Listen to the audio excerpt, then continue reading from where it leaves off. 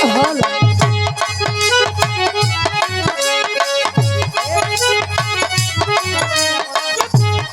Hello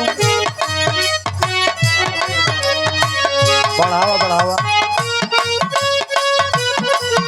hello hello Raju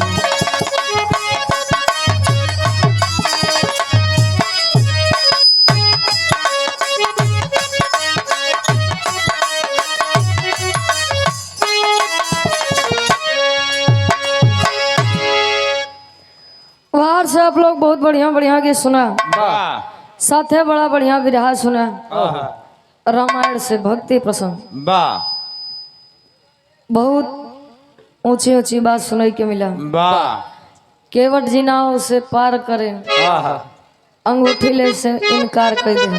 वाह काय भरे भाई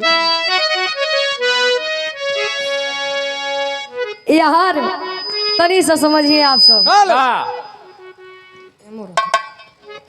माई सीता के जब विवाह भर राजा जनक जी सीता माई के वो अंगूठी दे के कहन जा बिटिया एका जाई के अपने ससुर यानी राजा दशरथ जी से या अंगूठी के जोड़ मांगो। जब तक वो अंगूठी जनकपुर में रही तब तक जनकपुर के नाश करे। जैसे अयोध्या नगरी में आए भैया वही अंगूठे जैसे अयोध्या नगरी में आए। आप लोग जाना था प्रभु श्री रामचंद्र जी के राज तिलक हो जात रहा, लेकिन वारे समय राज तिलक तो नहीं मिला, लेकिन 14 वर्ष के वनवास जरूर मिल गया। वही अंगूठी जब अयोध्या नगरी से गए भैया, रास्ता में जब गए केवट जी ओका देखे कहे प्रभु बड़ा चालाक बनत है आए जेतना मुसीबत बता चाहता ओकर लइके हम झेली। कहे स्वामी एक खेवन हार आप है, एक खेवन हार हम है। आप दुनिया का नैया पार करत है, हम आपका नैया से पार करके बाहर भेज दे। हम कई अंगूठी ना चाहिए। अब यार माई सीता जी के साथे जब वो अंगूठी लंका नगरी में गए तो लंका नगरी के तहस नहस करे भैया। वो अंगूठी जहाँ गए वही नाश करे, वहाँ नाश ही करे। बारे जनक जी के मुनरी मुंगरी ना मुनरी। अब गुरु जी कुछ बजा लो करे बाद वहां जहाँ भी रहा छोड़े न करे आगे से भी रहा चालू करो।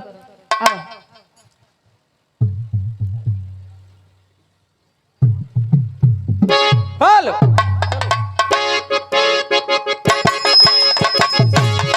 क्या बात है।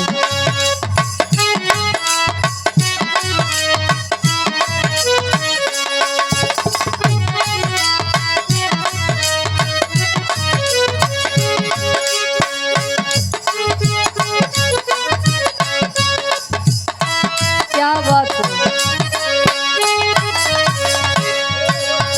बड़ी बढ़िया गीत के संकेत करत है हिंदी दुनिया वाला गायिका। मैंने जिसको दिल ये दिया है, दिल ये दिया है। क्या बात है।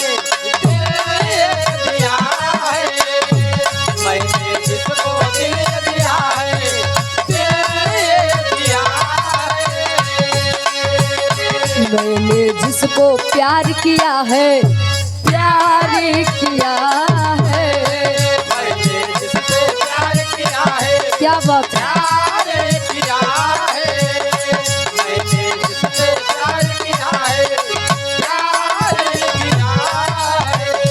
मैंने जिसको दिल ये दिया है, मैंने जिससे प्यार किया है, वो हो तुम, वो हो तुम, वो हो तुम, वो हो तुम, वो हो तुम, वो हो तुम।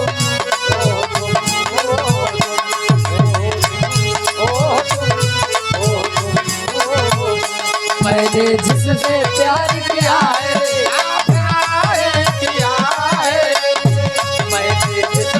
जियो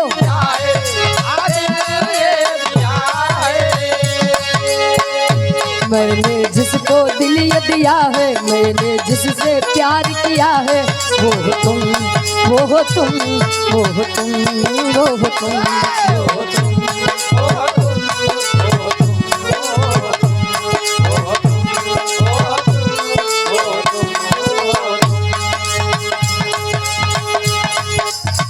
तुम्हें पाके दिलवर मुझे लग रहा है, तुम्हें पाके दिलवर मुझे लग रहा है, तुम्हें पाके दिलवर मुझे लग रहा है।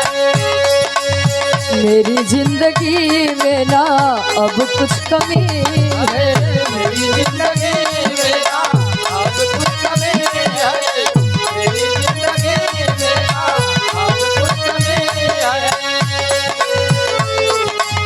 तुम्हें पाके दिलवर मुझे लग रहा है, मेरी जिंदगी में ना अब कुछ कमी है, मेरी जिंदगी में ना अब कुछ कमी है। मैंने जिसको प्यार किया है, मैंने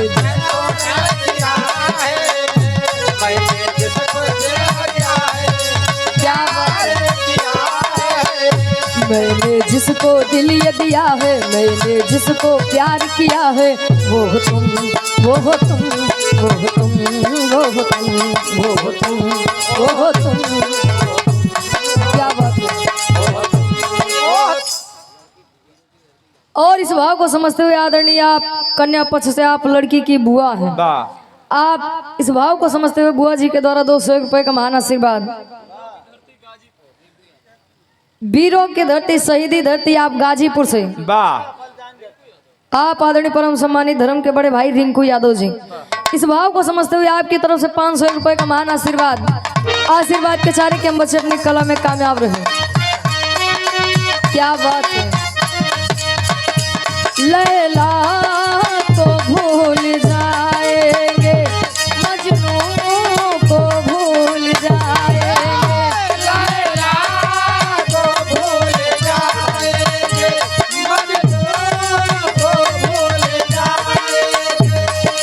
आने वाले प्रेमी, आने वाले प्रेमी, आने वाले प्रेमी अब कसमें हमारी खाएंगे, लैला को भूल जाएंगे, मजनू को भूल जाएंगे, लैला को भूल जाएंगे, मजनू को भूल जियो। जाएंगे, लैला को भूल जाएंगे, मजनू को भूल जाएंगे।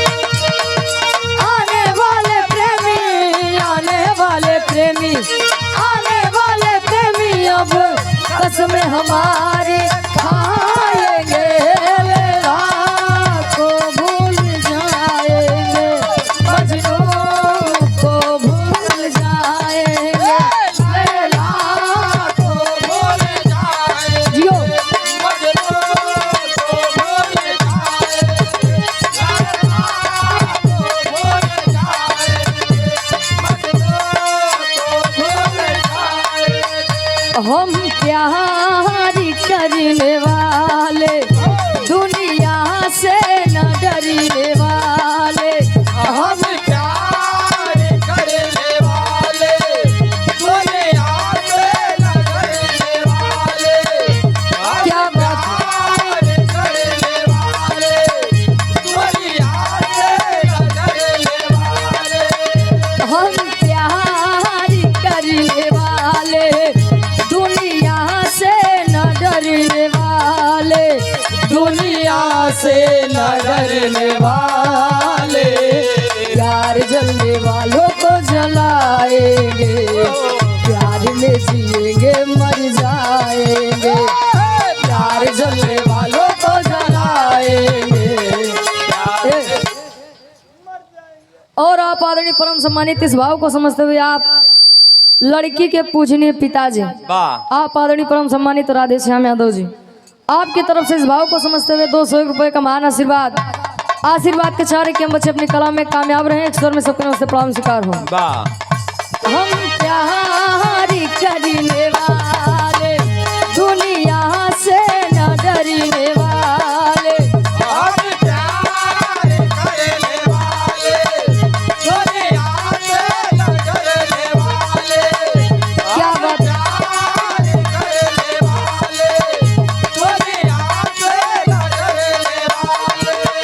हम प्यारी करने वाले दुनिया से न डरने वाले दुनिया से न डरने वाले प्यार जलने वालों को जलाएंगे प्यार में जिएंगे मर जाएंगे प्यार जलने वालों को जलाएंगे प्यार में जिएंगे मर जाएंगे वाह भैया क्या प्यार जलने वालों को जलाएंगे प्यार में जिएंगे मर जाएंगे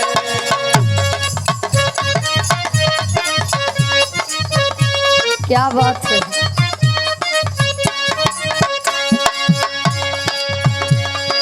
पालकी में होके सवार चली रे मैं तो अपने साजन के द्वार चली रे पालकी में होके सवार चलिए मैं तो अपने साजन के द्वार चलिए पालकी में होके सवार चलिए मैं तो अपने साजन के द्वार चलिए